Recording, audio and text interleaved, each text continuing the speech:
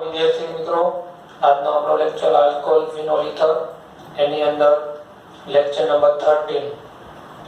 આનો છોકરો lecture number 12 તમે જોયો હશે, ફિનોલની રાસાયણિક પ્રક્રિયાઓ. બરાબર છે? તો આજના લેક્ચરમાં ટેક્સ્ટ બુકની હજી ફિનોલની 3 રાસાયણિક પ્રક્રિયા બાકી જોઈએ, પછી એક્સ્ટ્રા રિએક્શન. આપણે ફિનોલની ઇલેક્ટ્રોન અનુરાગી વિસ્થાપન પ્રક્રિયાઓ, ઇલેક્ટ્રોન અનુરાગી વિસ્થાપન, એરોમેટિક વિસ્થાપન પ્રક્રિયાઓ જોઈતી. બરાબર? કોલ્બે-સ્મિથ પ્રક્રિયા જોઈતી. હવે એ કોલ્બે-સ્મિથ પ્રક્રિયા બાદ આગળ વધતા એમાં હવે આવે છે રીમર-ટીમાન પ્રક્રિયા. રીમર-ટીમાન પ્રક્રિયા મોસ્ટ ટાઈમ રિએક્શન. રીમર-ટીમાન પ્રક્રિયા IMP ફોર બોર્ડના પોઈન્ટ ઓફ વ્યૂ, કોમ્પિટિટિવ લેવલે MCQ આવેલા. તો ફિનોલની રીમર-ટીમાન પ્રક્રિયામાં શું થાય? ફિનોલ એની પ્રક્રિયા chloroform plus NaOH, chloroform plus NaOH સાથે પ્રક્રિયા થતા આ પ્રકારનો એક મધ્યવર્તી અને અનસ્ટેબલ કમ્પાઉન્ડ ફિનોલ CHCl2 આ બને.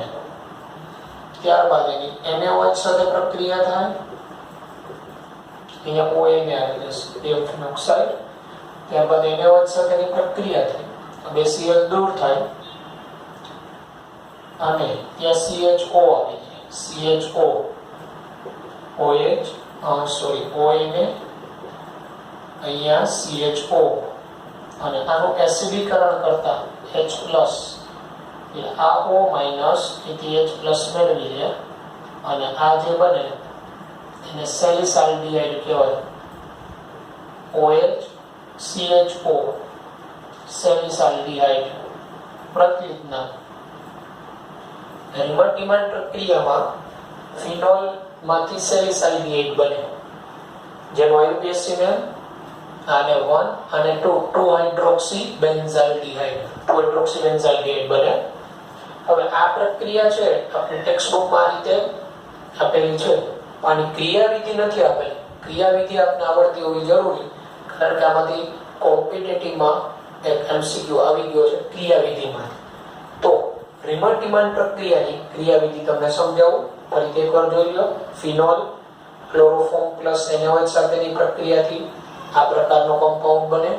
આ કઈ રીતે બને, અહીંયા શું એન્ટર થયું એ સમજાવું છું ક્રિયાવિધિ. આની NaOH સાથે પ્રક્રિયા થાય એટલે અહીંથી બે OH બે Cl દૂર કરે, એક જ કાર્બન ઉપર બે OH પાણીનો અણુ દૂર થઈ CHO બને અને આ O- પછી H+ મેળવી અને સેલિસાલ્ડિહાઇડ 2 હાઇડ્રોક્સી બેન્ઝાલ્ડિહાઇડ બનાવે રીમર-ટીમાનમાં. બરાબર? હવે આપણે આની ક્રિયાવિધિ જોઈએ રીમર-ટીમાન પ્રક્રિયાની. તો રીમર-ટીમાન પ્રક્રિયાની ક્રિયાવિધિ આ મુજબ છે. રીમર-ટીમાનમાં ક્રિયાવિધિ અગત્યનું.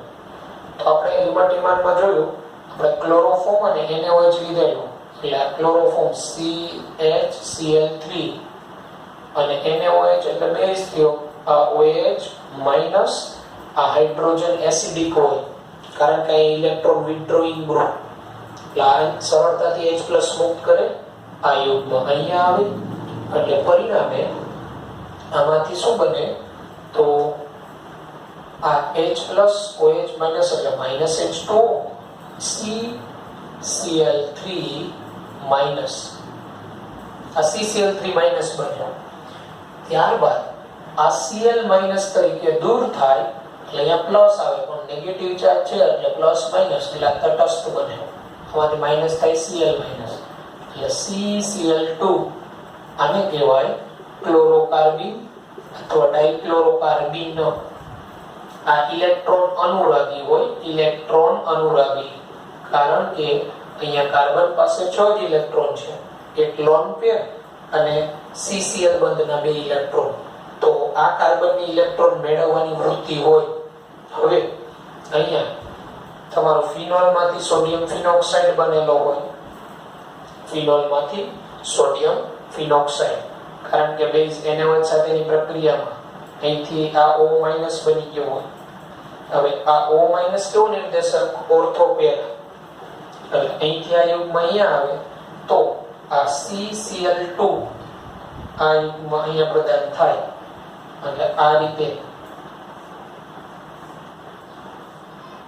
અહીંયા દ્વિબંધ O બોન્ડ અહીંયા આવી જાય. અહીંયા હાઇડ્રોજન તો હોય જ અને આ CCl2 જોડાય. CCl2 બરાબર. અહીંયા આના બે ઇલેક્ટ્રોન હોય કાર્બનના, એ તો યથાવત જ રહેવાના. અહીંયા હવે કાર્બનનું અષ્ટક પૂર્ણ થયું. બરાબર. હવે અહીંથી આ H+ દૂર થાય. H+ તો આ યુગ્મ અહીંયા આવે, આ યુગ્મ અહીંયા ને આ H+ અહીંયા જોડાય તો તમે જોઈ શકો એ CHCl2 બની જાય. CHCl2 CHCl2 અને આ O-.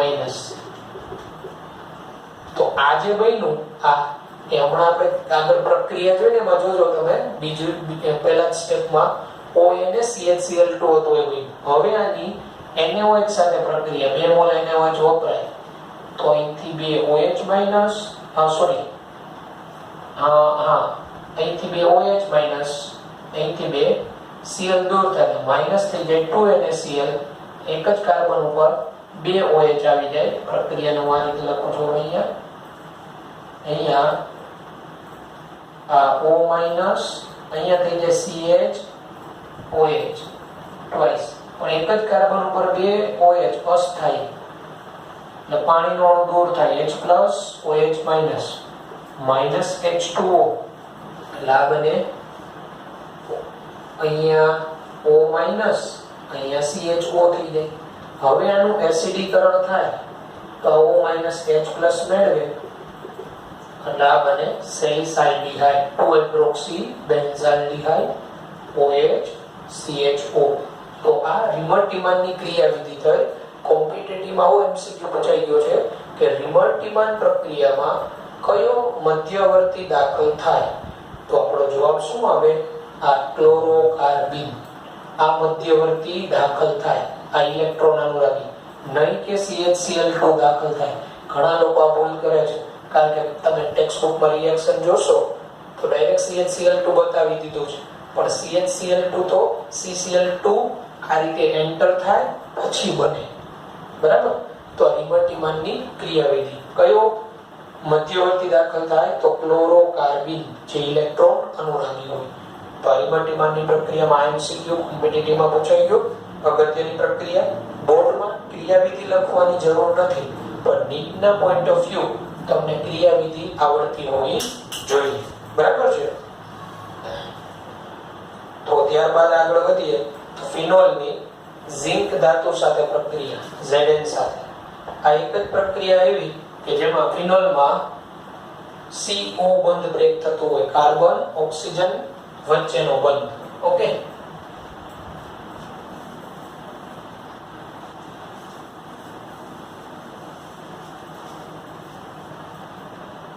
તો ફિનોલનું ઓક્સિડેશન, ફિનોલની ઝિંક ધાતુ સાથે પ્રક્રિયા Zn. તો આ પ્રક્રિયા આપણે બેન્ઝીનની બનાવટમાં ભણી ગયા હતા 11મા ધોરણમાં. એક છે ફિનોલને ઝિંક પાવડર સાથે Zn પાવડર સાથે ગરમ કરતા ઓક્સિજન દૂર થાય -ZnO અને બેન્ઝીન બને. બેન્ઝીન. ફિનોલને ઝિંક પાવડર સાથે ગરમ કરો. બરાબર. એટલે હવે મગજમાં રાખવાનું કે જ્યારે બેન્ઝીન ચક્ર ઉપર OH સમૂહ હોય ને કોઈ પણ ઝિંક પાવડર વડે ગરમ કરો ને ઓક્સિજન જતો રહે ZnO સ્વરૂપે અને ત્યાં હાઇડ્રોજન CO બંધ તૂટે. એટલે ફિનોલમાં CO બંધ તૂટવાથી થતી આ એક જ પ્રક્રિયા છે. કારણ કે આ કાર્બન ઓક્સિજન બંધ હોય ને આંશિક દ્વિબંધ હોય આ રેઝોનન્સને કારણે, એટલે તોડવો મુશ્કેલ. એટલે આલ્કોહોલમાં CO બંધ તૂટતો હોય પણ ફિનોલમાં CO બંધ ન તૂટતો હોય. બરાબર. ઓકે. ત્યારબાદ ફિનોલનું ઓક્સિડેશન. આ પણ ટેક્સ્ટ બુકની પ્રક્રિયા. ફિનોલની ઓક્સિડેશન પ્રક્રિયા ઓક્સિડેશન પ્રક્રિયા. તો ફિનોલનું ઓક્સિડેશન સોડિયમ ડાઇક્રોમેટ એસિડિક માધ્યમમાં કરવામાં આવે પ્રબળ પરિસ્થિતિ. ફિનોલનું ઓક્સિડેશન Na2Cr2O7 એસિડિક માધ્યમમાં કરવામાં આવે તો એરિયલ ઓક્સિડેશન થાય અને બેન્ઝોક્વિનોન બને. પેરાબેન્ઝોક્વિનોન કહેવાય એને. હા, પેરાબેન્ઝોક્વિનોન 1,4-બેન્ઝોક્વિનોન એ કહેવાય ને 1,4-બેન્ઝોક્વિનોન. આઈયુપીએસસી રીતે આ કોણ બોલાય છે? આ પણ એનું આઈયુપીએસસી બોલાય 1 2 3 4 5 6. અહીંયા આપણે એનું આઈયુપીએસસી નામ થાય સાયક્લોહેક્ઝા.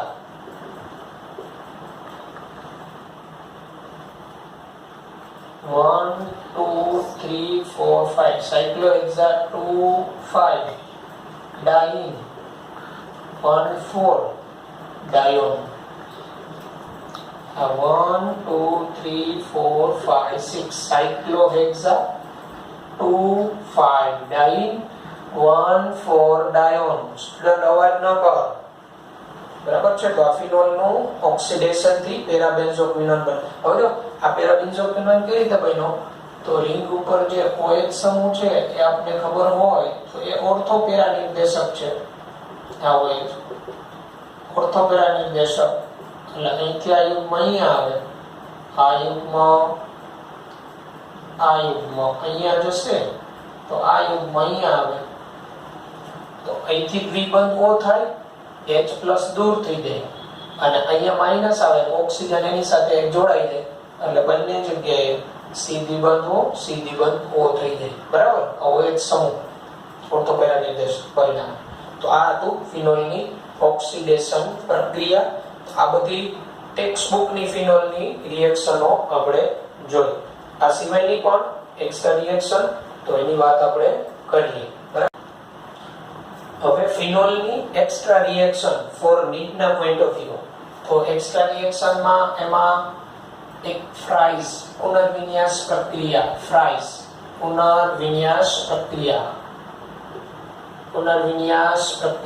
Fries rearrangement reaction. સમજીએ ફ્રાઇઝ પુનર્વિન્યાસ પ્રક્રિયા. ફ્રાઇઝ નામના વૈજ્ઞાનિકે આપેલી છે. તો આ રીતે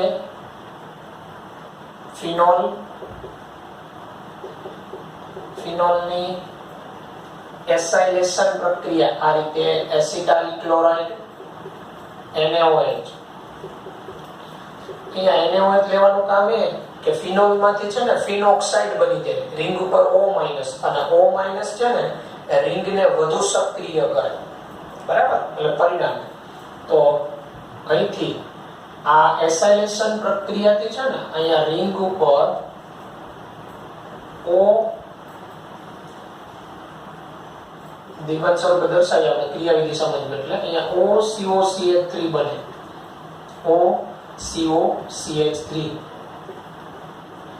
OCOCH3 જેને ફિનાઇલ ઇથેનોએટ કહેવાય. બરાબર? અથવા ફિનાઇલ એસિટેટ કહેવાય. સામાન્ય રીતે ફિનાઇલ એસિટેટ, આટલો ભાગ એસિટેટ, આ ફિનાઇલ. આઈયુપીએસસી રીતે ફિનાઇલ ઇથેનોએટ આઈયુપીએસસી માં આપણે એસ્ટરમાં નામકરણ ભણી ગયા. ઓક્સિજન સાથે જે જોડાયેલો હોય ને એને વિસ્થાપિત તરીકે લખાય, બાકીની મૂળ શૃંખલા ફિનાઇલ ઇથેનોએટ. હવે આ જે ફિનાઇલ એસિટેટ મળ્યો આની નિર્જળ LCl3 ની હાજરીમાં પ્રક્રિયા. આ નિર્જળ LCl3 as a Louis acid તરીકે વર્તે. નિર્જળ LCl3 ની હાજરીમાં આની અંદર રીઅરેન્જમેન્ટ થાય અને બે સમઘટકો મળે, ઓર્થો અને પેર. અહીંયા OH COCH3 જેને 2-હાઇડ્રોક્સી એસિટોફિનોન કહેવાય. સામાન્ય રીતે 2-હાઇડ્રોક્સી એસિટોફિનોન પ્લસ 4-હાઇડ્રોક્સી એસિટોફિનોન બને. OH અને અહીંયા COCH3 4 હાઇડ્રોક્સી એસિટોફિનોલ. આ બે સમઘટકોનું મિશ્રણ મળે. તો અહીંયા ફ્રાઇસ પુલર વિન્યાસ પ્રક્રિયામાં થયું શું? નિર્જળ HCl3 હાજરીમાં અહીંયા રીઅરેન્જમેન્ટ થયું. આ COCH3 ઓર્થો સ્થાને, તો અહીંથી H ત્યાં ગયો, COCH3 પેરા સ્થાને જોડાયો. તો એવું કેમ થયું? તો આ નિર્જળ HCl3 છે ને લુઈસ એસિડ છે. એટલે અહીંયા હું તમને સમજાવું. આ OCOCH3 છે, OCH3. હવે નિર્જળ HCl3 છે ને લુઈસ એસિડ. આ લુઈસ એસિડ એટલે એની ઇલેક્ટ્રોન મેળવવાની વૃત્તિ હોય. આની ઇલેક્ટ્રોન મેળવવાની વૃત્તિ હોય એટલે થાય શું? અહીંથી આ આખું આ યુગ્મ આ મેળવે એટલે CH3COO. આ જે છે LCl3 એ CH3 C દ્વિબંધ O પોતે મેળવે. બરાબર. હવે આ CH3COO માઈનસ આની સાથે જોડાય તો અહીંયા ઓક્સિજન ઉપર એક જ minute, just a minute, OCOCH3 sorry અહીંથી આ જે છે ને આખું યુગ્મ આને મળે નિર્જળ HCl3 ને. એટલે આ CH3CO+ છૂટું પડે, આ O- આની સાથે જોડાય. અહીંથી આ CH3CO+ છૂટું પડે, O- આની સાથે જોડાય એટલે આવું થાય. આ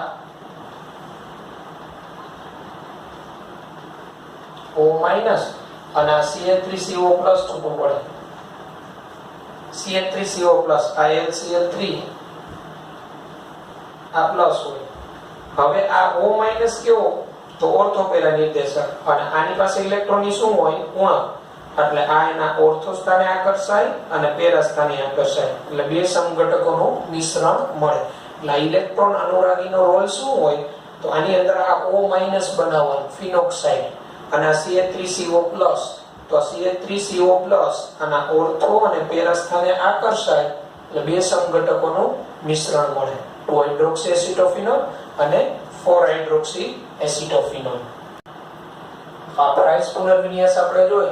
એમ્પી રિએક્શન શું નિપજ મળે. બરાબર છે. અને પ્રાઇસ પુનર્વિન્યાસમાં આપણે CH3 એસિટાઇલ ક્લોરાઇડ લીધું હતું, CH3COCl, તો આપણે એસિટોફિનોલ મળ્યું. તમે 3 કાર્બન વાળો ઓઇલ ક્લોરાઇડ લ્યો, પ્રોપેનોઇલ ક્લોરાઇડ, તો પ્રોપેનોન થઈ જાય, બાકી બધું એમ જ આવે. બ્યુટેનોલ ક્લોરાઇડ લ્યો તો બ્યુટેનોન થઈ જાય, બાકી બધું એમ જ આવે. ઓકે, ફ્રાઇસ ની વાત કરું છું. ત્યારબાદ ફિનોલ ની ગ્રીગનાટ પ્રક્રિયા, RMGX સાથે પ્રક્રિયા. ફિનોલ ની RMGX સાથે પ્રક્રિયા. તો ફિનોલ તો આપણે ખબર હોય તો પ્રોટોન મુક્ત કરે. તો ફિનોલ કે આલ્કોહોલ ગ્રીગનાટ પ્રક્રિયક સાથેની પ્રક્રિયામાં આલ્કેન બનાવે. RMGX આંશિક ઋણ આંશિક ધન. આ હાઇડ્રોજન એસિડિક હોય તો આ R- આ H+ મેળવી લે એટલે આ બને RH, આલ્કેન બને. ગ્રીગનાટ પ્રક્રિયા જે આપણે આગળ રિએક્શન જોઈ ગયા છે. બરાબર. અને દૂર શું થાય? Plus MgO6H5X phenol. ત્યારબાદ ફિનોલની એમોનિયા. ફિનોલને એમોનિયા સાથે ઊંચા તાપમાને પ્રક્રિયા કરતા એમોનિયા સાથે પ્રક્રિયા ફિનોલની. તો ફિનોલ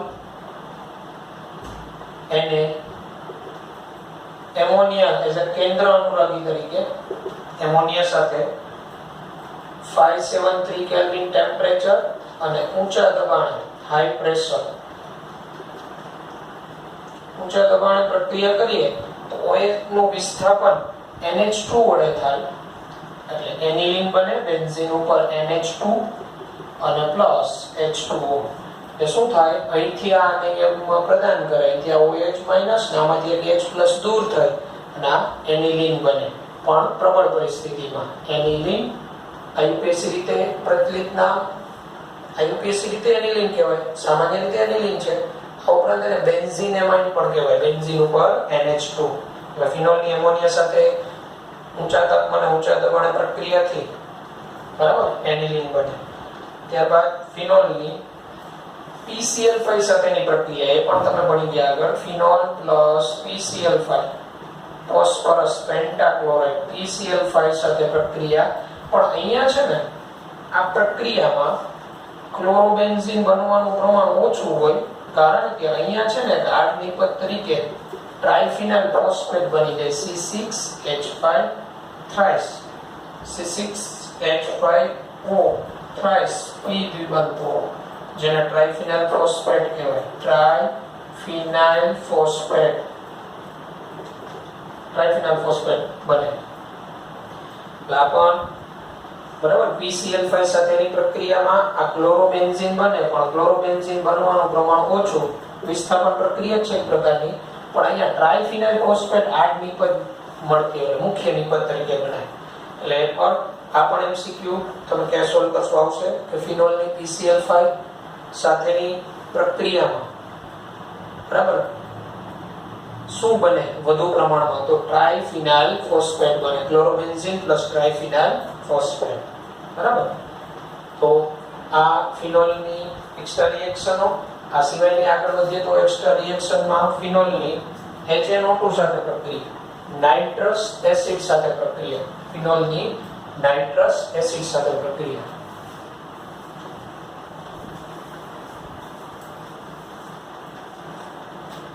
ફિનોલની નાઇટ્રસ એસિડ સાથે પ્રક્રિયા HNO2 નાઇટ્રસ એસિડ સાથે.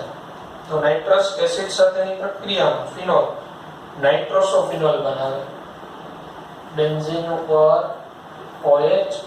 ફિનોલની HNO2 સાથે પ્રક્રિયા HNO2 280 કેલ્વિન ટેમ્પરેચરે કરો તો માંથી એનો સમૂહ દાખલ થાય.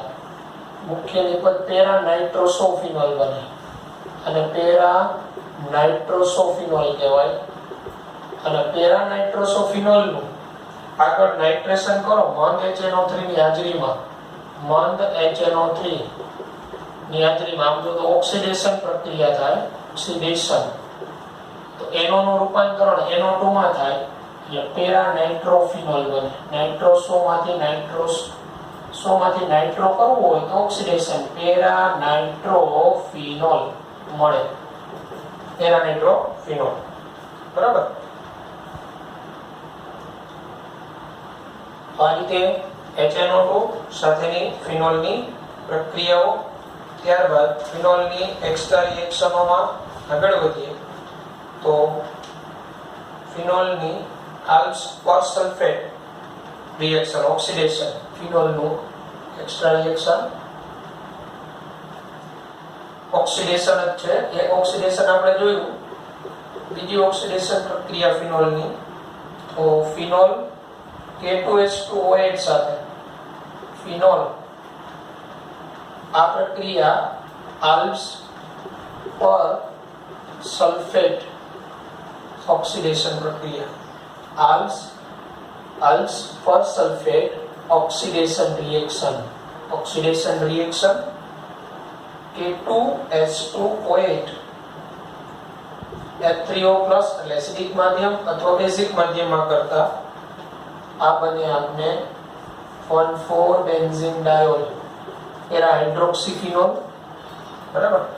જો અહીંયા પેરા સ્થાન પહેલેથી બ્લોક થઈ ગયું હોય તો ઓર્થો સ્થાને OH જોડે. બરાબર છે. તો આ રીતે આ પણ ઓક્સિડેશન પ્રક્રિયા આલ્પ્સ પર સલ્ફેટ ઓક્સિડેશન આપણે કે કીધું હોય ને. અને પેરા હાઇડ્રોક્સીક્વિનોન એ કહેવાય. પેરા હાઇડ્રોક્સીક્વિનોન, હાઇડ્રોક્સીક્વિનોન. બરાબર. અને દ્વિબંધ હોય તો ખાલી ક્વિનોન, બેન્ઝોક્વિનોન. તો K2H2OH એસિડિક માધ્યમ અથવા બેઝિક માધ્યમમાં પ્રક્રિયા કરતા આ રીતે પેરા હાઇડ્રોક્સીફિનોલ અથવા હાઇડ્રોક્સીક્વિનોન બને. બરાબર. તો આ ઓક્સિડેશન પ્રક્રિયા ફિનોલની. બરાબર.